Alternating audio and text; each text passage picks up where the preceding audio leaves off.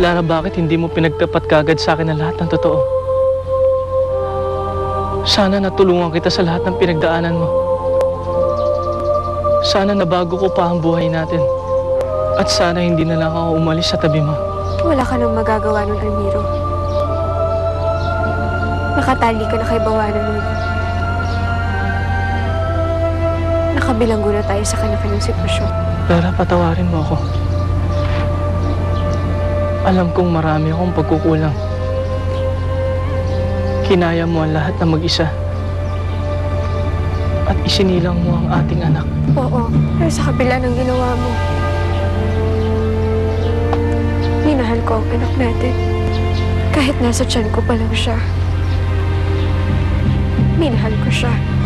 Kaya napakasakit kung nawawala siya. Bakit mo ito ginagawa kay Ayesha? Anong masamang pinaplano mo? Wala kang karapatan pagsalitaan ako ng ganyan. Ako ang reyna ng kahariang ito. Kahit minsan, wala kang malasakit sa kahariang ito.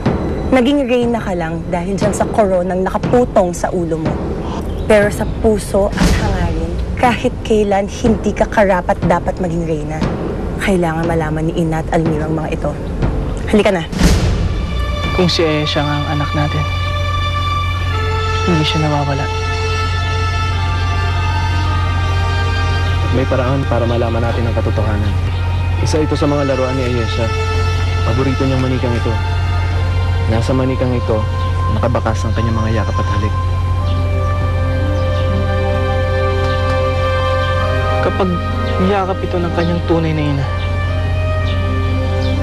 magliliwanag ito. Saka natin makikita ang lahat ng katotohanan.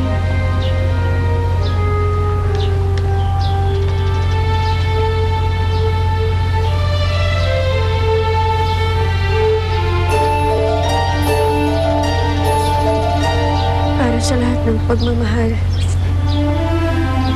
na sana'y naipagkaloob ko sa kanya.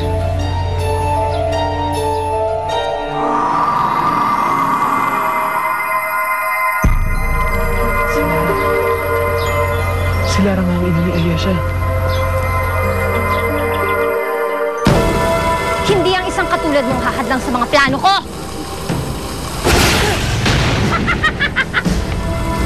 Mother!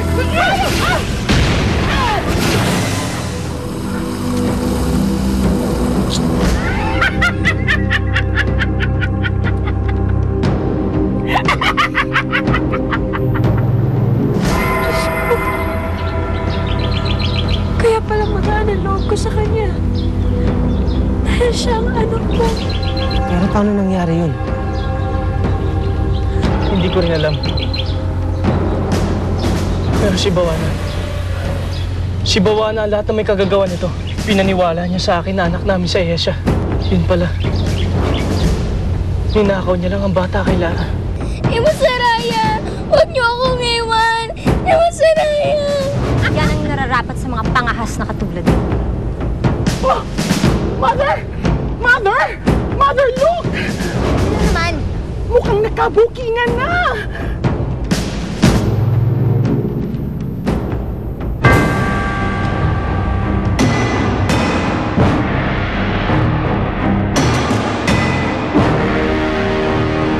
Pinadukot mo